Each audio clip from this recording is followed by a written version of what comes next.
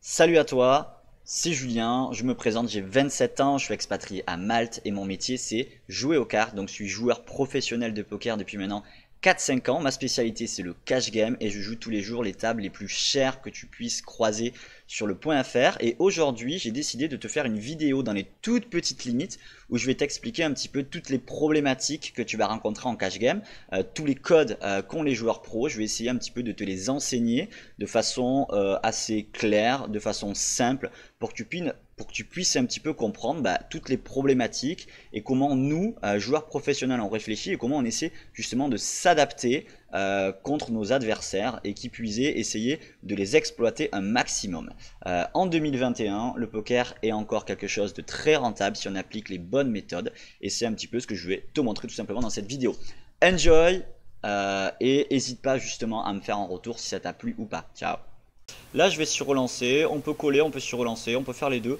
Je préfère ici 3 BT pour pas donner de spot, même si le call me va, notamment avec Kenji Dal qui peut ici coller avec une range assez faible.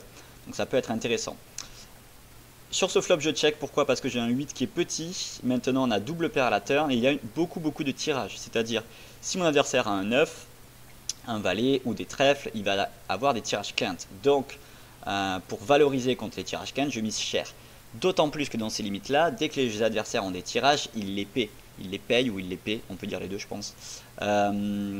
Pourquoi? Parce qu'ils ne savent pas lâcher les tirages. Donc autant capitaliser et miser cher quand il y a des tirages comme ça. Et si jamais river y rentre, on arrête de miser. Et de toute façon, vous allez voir que si le tirage rentre river, mon adversaire va miser, prendre l'initiative et c'est lui qui va miser. Donc en fait, on va savoir où se situer assez facilement parce qu'ils nous mettront jamais en difficulté. Ils vont vraiment nous... Enfin, comment dire, ça va être vraiment des livres ouverts. Quand ça va rentrer, ils vont faire le sizing, ils vont miser, ils vont faire l'action. Quand ça va pas rentrer, ils vont checker. Donc en fait, ils vont être très passifs et agressifs une fois qu'ils ont touché. Donc c'est très simple. Et dans ce genre de situation, il faut juste en fait capitaliser sur leurs erreurs. Donc là, par exemple, il a un petit valet, un petit 9. Il paye 100% du pot pour toucher une quinte. Alors check, a priori, et là on va miser maintenant. Donc on va pas miser cher parce qu'on a quand même une main qui est moyenne contre deux adversaires. Mais on a envie de capitaliser, donc on va mettre 18 centimes. Le but c'est qu'il colle maintenant un as, une petite dame. Voilà un peu ce qu'on target, donc ce qu'on cible. Ok, et mes adversaires ont jeté. Alors là j'ai isolé, on va mettre petit. Aucun intérêt à miser cher, on a un tirage, ce qu'on veut c'est qu'il rentre. Maintenant on va miser légèrement plus cher. Pourquoi? Parce que il y a un roi, le roi touche un petit peu plus ma range à moi. River ça rentre. On peut faire un petit peu tout, on peut miser cher, on peut shove. J'ai quand même envie de shove dans ces limites là, mais vraiment si je fais tapis ici c'est non respect, c'est à dire je le pense tellement mauvais que je le respecte pas. Donc plus haut ça marche pas, c'est play. Mais là je pense qu'en NL2 autant le faire. De temps en temps ils ont deux paires, ils vont pas lâcher. Donc on les exploite à fond. Et de temps en temps il va call deux paires, je sais pas moi, A6, A7, Valet 10 même si j'y crois un petit peu moins, il a le droit de les avoir aussi. Flush moins bonne. Donc on fait tapis, tranquillement. Il réfléchit en tout cas. Normalement quand on réfléchit c'est pas bon signe, on va call et souvent on fait un mauvais call. Donc pensez-y ça. Ok, il a foldé, alors là il a mis 2 centimes, on a raise, on va checker sur cette turn et on va réévaluer river.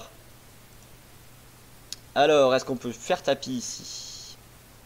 C'est la question, est-ce que j'ai de la value? C'est un peu sin quand même, c'est-à-dire c'est un peu léger. Il faut vraiment qu'il soit très nul pour que si je fasse tapis, il colle avec moins bien. J'ai quand même l'impression que quand je vais faire tapis, il va souvent coller un petit peu mieux. Mais ça me gêne un peu de call aussi. Je pense que je vais shove, tant pis, s'il a mieux, bravo si t'as deux paires, mais je vais faire tapis. Je pense que j'ai de la value sur des dames plus petites, des dames 10, des dames 9, des valets, des as valets, même des rois valets de temps en temps. Et si je me trompe, c'est pas grave. Mais c'est comme ça que vous allez capitaliser dans ces limites. C'est vraiment faire le play supplémentaire. C'est ça qui va vous faire un petit peu vraiment crush ces limites-là et pas simplement être break-even, c'est-à-dire ni gagnant ni perdant. Donc ça c'est extrêmement important. C'est-à-dire aller chercher justement ces streets de valorisation que les autres joueurs ne vont pas chercher. 7 et 4 ici on va jeter bien évidemment. Dame 6 off.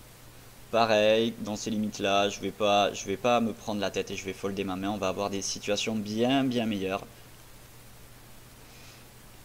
Alors, As 6 suité ici on va relancer en small blind. 10 et 2 off, suité pardon, on va jeter. Dame 10, celle-là on va l'ouvrir, c'est une belle main. Donc vous savez comment fonctionne le poker maintenant. Il y a des ranges, donc c'est-à-dire un panel de mains que l'on théoriquement on va relancer suivant la position où on est. C'est-à-dire ici, dans ma position à moi, il y a des mains que je vais relancer, des mains que je ne vais pas relancer. Par exemple au bouton, on a la position de cake, pareil, il y a un panel de mains qui doit relancer, un panel de mains qui ne doit pas relancer. Donc pour connaître et pour avoir ce panel de mains là, c'est un petit peu ce que je fais travailler dans la masterclass, et je vous explique pourquoi on ouvre telle ou telle main et pourquoi on n'ouvre pas telle ou telle main. Et là où vous allez devenir bon, c'est pas simplement en appliquant les choses, en disant voilà, je vous ai dit d'ouvrir cette main, vous l'ouvrez et vous savez pas pourquoi ni comment. Non, c'est comprendre pourquoi théoriquement on ouvre cette main là ou pourquoi on l'ouvre pas. Et en comprenant justement un petit peu l'intérieur, les fondamentaux, vous allez pouvoir arriver à dévier à bon escient quand il faut. Mais pour pouvoir dévier à bon escient, il faut comprendre pourquoi on fait les choses. Et ça, c'est très important.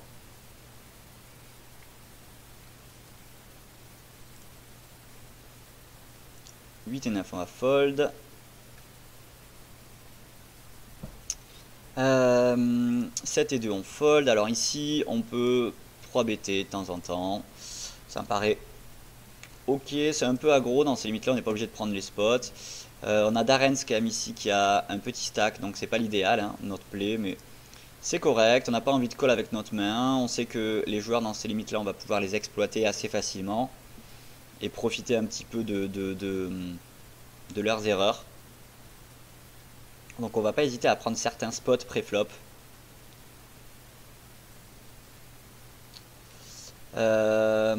Alors, on est en big blind, on va checker. Valet 5, pareil, on ne mise pas ici. Hein. Si on mise, ça sert à rien. On se fait payer que par mieux. On a un valet qui est tout petit et on fait jeter tout ce qu'on bat. Donc là, on check deux fois et on essaie de valoriser river et se faire payer par exemple par un 4, par un 2. Bon, maintenant on a deux paires, donc on va miser. Pareil, hein, il y a quelques deux paires qui nous battent, il y a des 3, il faut miser petit pour essayer de valoriser, mais on mise. On ne check pas hein, cette river.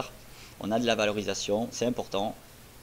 Toujours, il faut être un petit peu un perfectionniste. Il ne faut pas hésiter à essayer de se poser la question pour prendre le plus possible à chaque fois et pas se contenter, par exemple, de prendre, je sais pas moi, 20 blinds quand on peut en prendre 40. C'est vraiment ultra important. Là, on va jeter notre main. J'estime que j'ai pas forcément envie de call ni de relancer. En NL2 avec As-10, il y a des spots bien plus intéressants. Alors là, on va miser petit avec Brelan. Ici, donc bête, on va directement relancer. On a des backdoors, on va jouer les valets, on va pouvoir miser sur des as et de temps en temps il va folder. On a aussi les dames et les rois qui vont nous servir un petit peu de point d'appui. Et là, vous voyez, il a directement foldé. Hein. Donc prenez l'habitude de faire l'action. Dans ces petites limites, il faut que ça soit vous qui fassiez l'action et pas subir l'action. Vous n'avez pas à subir l'action au poker. Il faut impérativement leur rentrer dedans et faire vous l'action. Et ça va faire la différence dans les petites limites. Vos adversaires vont énormément folder, ils vont faire énormément d'erreurs, alors que si jamais vous commencez à trop subir, ça va être le contraire. Et vous n'avez pas à subir dans ces limites-là. Il y a beaucoup trop d'erreurs en face, donc c'est à vous de montrer justement que vous n'êtes pas là pour subir leurs erreurs, mais que vous leur en faites faire. As de off, on va folder. Ici, on a misé un avec valet 10, c'est normal. 8 et 9 off, on fold. 9 et 7.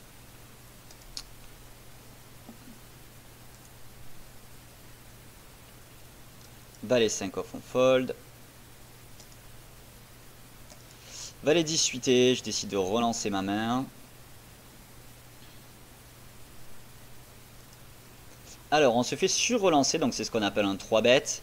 Mon adversaire met 20 centimes. On est un petit peu profond en tapis, c'est-à-dire que si je mets le stack en blend, moi j'ai plus de 120 blends et mon adversaire en a 169.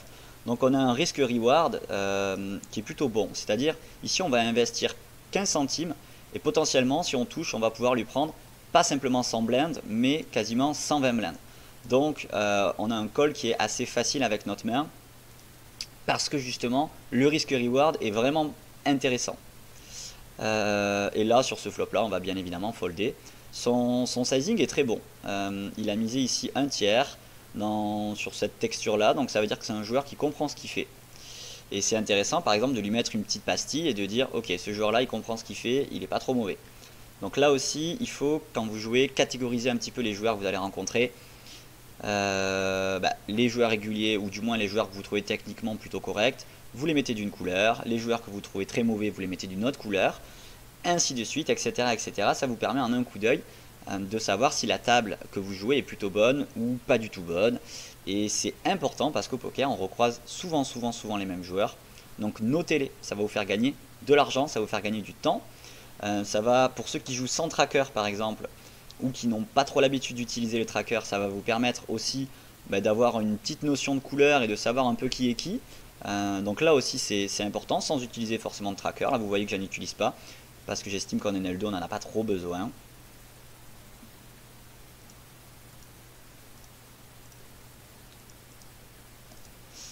Enfin, j'estime que moi personnellement j'en ai pas besoin, parce que ce travail là d'observation je peux le faire là assez facilement sur deux tables. Ici on va isoler, 13 centimes avec deux valets, pareil.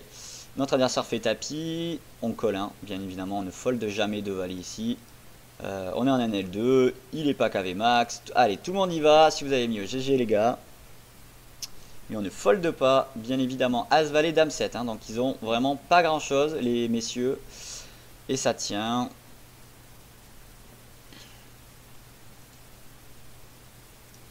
« 10 et 7 on fold. Alors, open, 3 bêtes de turnotator. On va folder avec notre paire de 3. On ne colle pas, hein, bien évidemment, c'est très mal joué.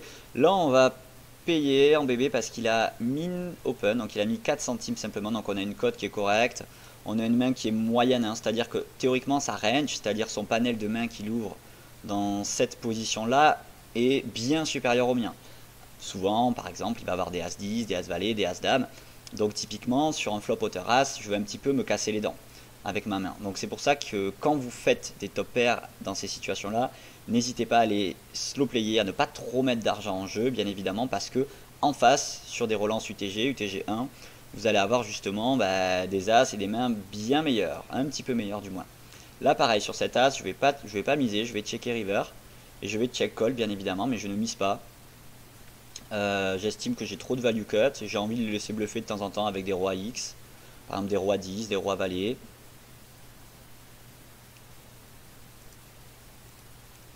Ok, il n'a pas pris le spot de bluff avec roi valet. Vous avez vu, on a trouvé sa main. Alors, pareil, notre adversaire mise 2 centimes dans un pot qui en fait 25. On va sur relancer.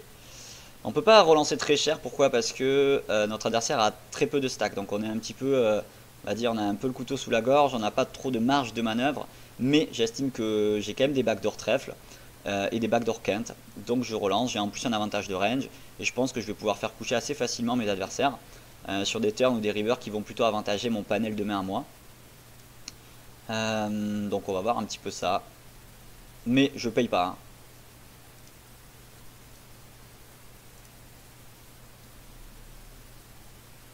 As-Roi ici, on va relancer.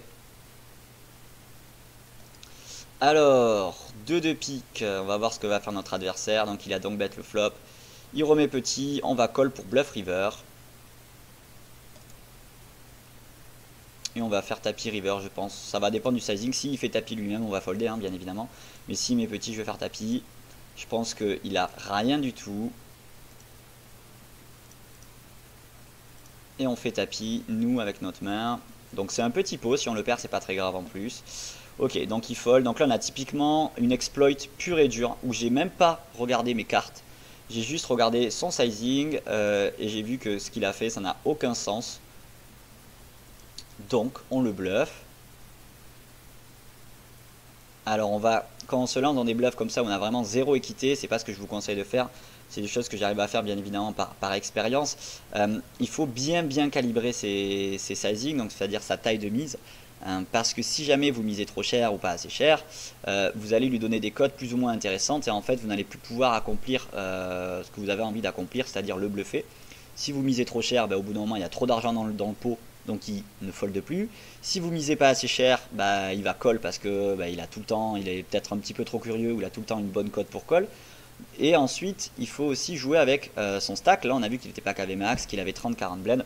Donc c'est important, hein, c'est important justement de prendre tous ces paramètres-là en compte pour arriver à faire un bluff qui a du sens. C'est un petit peu ce que je vous explique aussi dans la masterclass. Donc vraiment, si vous voulez aller plus loin, comprendre un petit peu les raisonnements, comprendre les problématiques qu'il y a en cash game, c'est dans la masterclass que ça se passe. Hein.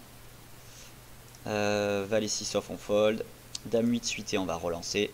Donc vous voyez là, on n'a pas eu de coup extrêmement compliqué et l'argent monte tranquillement. Donc c'est des limites, encore là on a encore un donk bet, enfin c'est hallucinant quoi.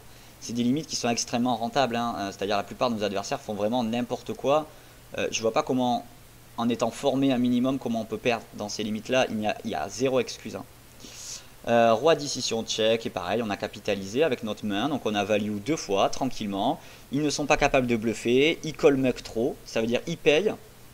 Ils payent pour faire un tirage et quand le tirage ne rentre pas, ils check et ils abandonnent. Donc c'est trop facile en fait. Nous, on valorise, on valorise, on valorise. On leur prend de l'argent. Quand le tirage rentre, ben on arrête de miser. Et quand ça rentre pas, on continue à miser. Et c'est trop facile. Et ils ne nous bluffent jamais. Donc en fait, on a vraiment des joueurs qui sont extrêmement faciles à jouer, très abaissés.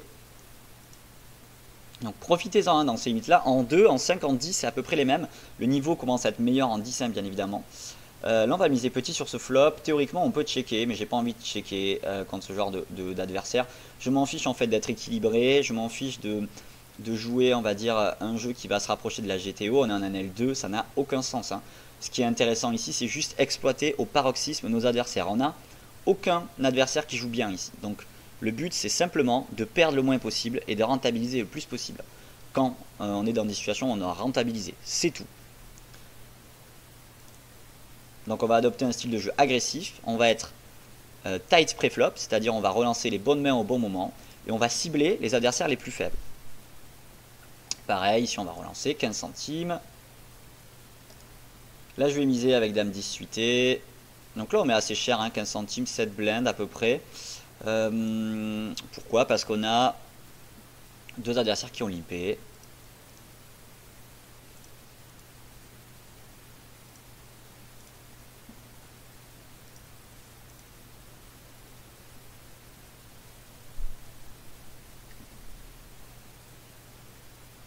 Alors, qu'est-ce qui nous fait tonton JP? Il réfléchit.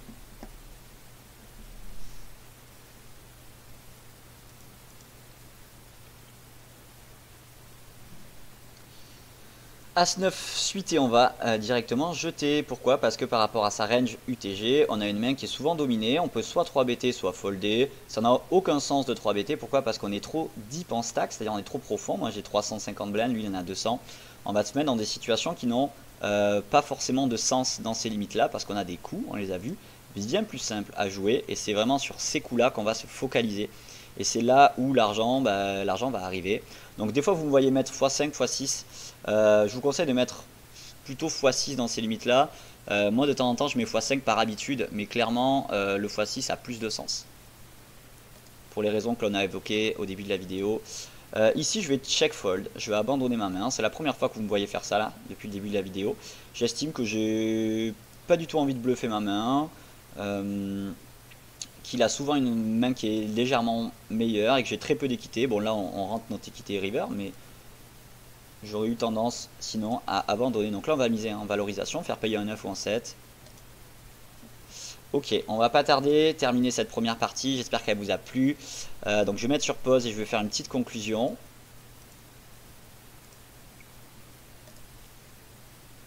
Ok, il fold, donc là vous voyez on a déjà monté quasiment 3 buy-in sur cette table. Et enfin on a monté 3 buy-in en 20 minutes. Pourquoi? Parce qu'on n'a pas eu des coups exceptionnels, hein. On a juste fait face à des adversaires qui faisaient souvent n'importe quoi. Donc on a pu les exploiter assez facilement. On a perdu très peu de mains parce que nos adversaires sont assez prévisibles entre guillemets. Donc ce qu'il faut retenir dans ces limites là, déjà c'est que vous allez capitaliser petit 1 sur les erreurs de vos adversaires. C'est ultra important de cibler vos adversaires. Petit 2, c'est des limites qui sont quand même faciles. Si vous êtes formé, si vous travaillez votre jeu, si vous avez les bons codes, la bonne méthodologie, il n'y a pas de raison que ça ne gagne pas. Que ce soit en NL2, en NL4, en NL5, en NL10, ça doit gagner.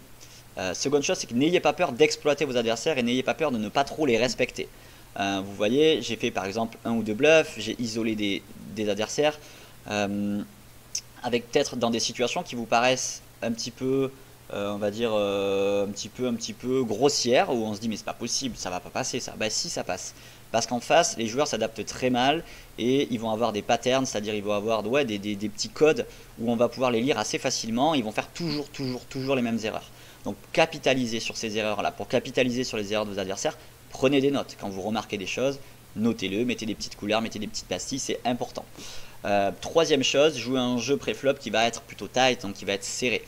Donc vous avez un panel de mains que vous devez plus ou moins respecter, donc des mains que vous allez ouvrir suivant la position dans laquelle vous êtes. Ces mains-là, j'explique le pourquoi du comment dans la masterclass. C'est là où vous allez trouver justement les ranges pré-flop, mais surtout, les ranges pour les ranges, on s'en fout. C'est comprendre pourquoi on open telle ou telle main. Et c'est comme ça que vous allez pouvoir dévier. J'entends par dévier, par exemple, se mettre à relancer des mains qui ne sont pas dans les ranges pour une raison qui nous paraît bonne. C'est ça une déviation. Et pour justement avoir des déviations qui vont être correctes, il faut déjà maîtriser ces ranges. Parce que quand on les maîtrise, on dévie à bon escient. Si on ne les maîtrise pas, on ne peut pas dévier à bon escient. Souvent, on fait n'importe quoi. Donc voilà un petit peu dans cette vidéo ce que je voulais vous expliquer. J'espère que ça vous a plu. N'hésitez pas à me faire un retour dessus. N'hésitez pas à consulter le site et les masterclass. Donc julienrqt.com. Je vous dis à très vite. Ciao.